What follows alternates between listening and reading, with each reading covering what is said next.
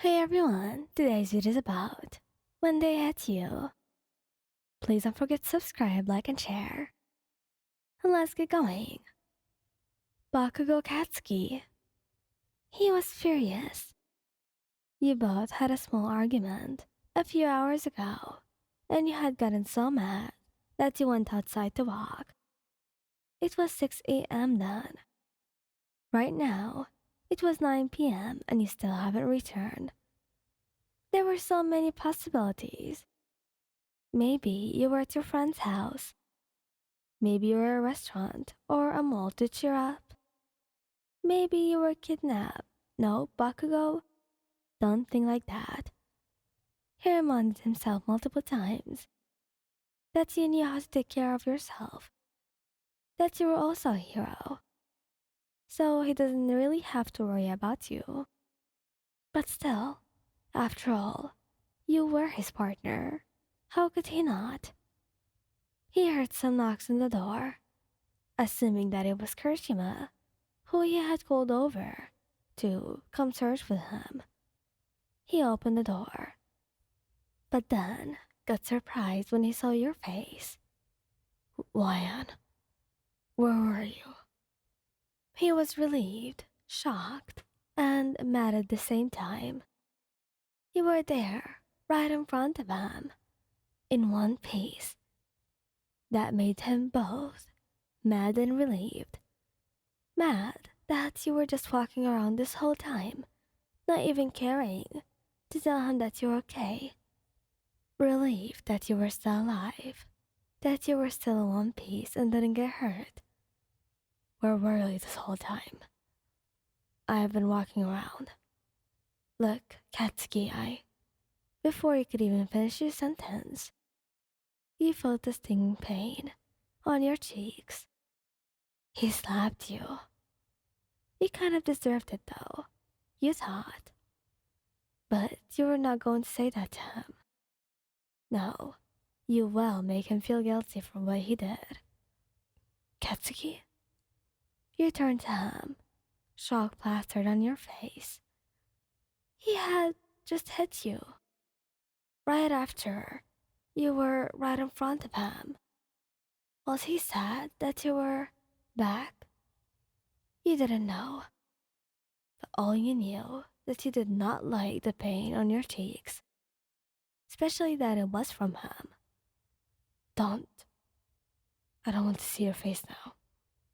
You could go inside. I don't want to see you. We could talk tomorrow. But right now, I need to calm down. And he went inside his room, sleeping once again, to make sure he doesn't get mad at you, or hit you, or cause you any type of pain. Todoroki Shoto. He was mad, not really at you, but at his father. He was just in a meeting with his father, and he wanted him to get back to his house. Now that Ray returned, he wanted to apologize to all of them. But Todoroki told him that it wasn't a good idea to actually see his mom again. It was such a bad idea, and he just wanted him to stay away from her. He had hurt her enough. He doesn't want her to get hurt again by him, emotionally or physically. But of course, Endeavor being a dumbass, he disagreed and told him that he was the father and he was the #1 hero right now. He could say anything he wants and do it. And Todoroki would not be able to tell him anything. So Todoroki returned to his house, still mad at what his father had told him. Shoto? Are you alright? He said as soon as he went inside the house. He was really mad. He just didn't want to talk to you. He didn't want to be like his father and hit you or yell at you. He doesn't want to scare you at all. Leave me alone, Y.U.M.I. I'm not in the mood. Could you just tell me at least what happened? Just please leave me alone. He warned you. It was your fault, after all. But, Shoto, I said enough. He yelled, his fire erupting from his left side, burning your hand in the process. Shoto! You yelled cautiously. Actually, you didn't feel the pain that much. You were more mad at yourself that you didn't listen to him. He had warned you multiple times, telling you that he was not in the mood, but you insisted. It was your fault, and you will never blame him for anything that happened. I'm sorry. You apologized after your hand was healed once again. It's my fault, Y.U.M.I. You shouldn't apologize. Why are you even dating me? I'm just like my dad anyway. You're not like your dad. Your dad doesn't warn you when he's about to hit you, right? Look, I should have listened. I knew that this was coming and all, but I just wanted to make sure you're okay. Exactly, Y.U.M.I. You were just checking up on me. I did such a bad thing to you, and I won't ever forgive myself. But I forgive you, and I think that's enough, since you hit me after all. You saw how he glanced at the hit part, reminding yourself to not say it again. I'm really sorry. I'll always listen to you, okay? From now on, whenever you tell me that you are not in the mood or you don't want to talk, then I will listen to you. Promise. Okay. I'm sorry too. Then apologize. It's my fault.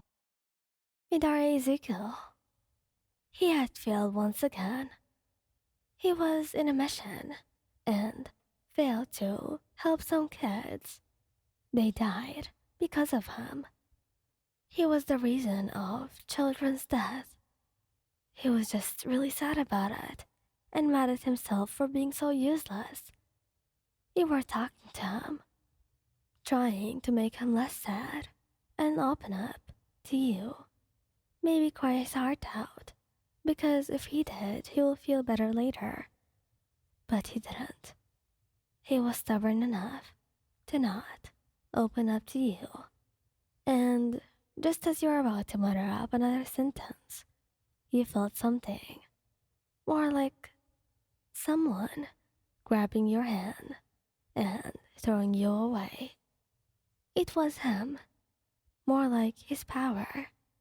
You didn't know what exactly hurts you. You were so mad at yourself. And so mad at him for doing this to you. But then you blacked out. And when you woke up again, you were in the hospital bed. Him sitting next to you, looking as sad as ever. I shouldn't have ever done that. I'm really sorry, Y.U.M.I. Please forgive me. Yeah? You nodded. Because, first off, you were not in the mood to talk. You were already tired enough. Second off, you knew that it wasn't his fault. You were being too pushy after all.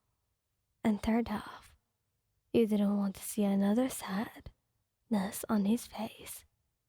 You would try to get rid of all of that by yourself. Thank you guys for listening. I hope you liked the video. Please don't forget to subscribe, like, and share. Goodbye.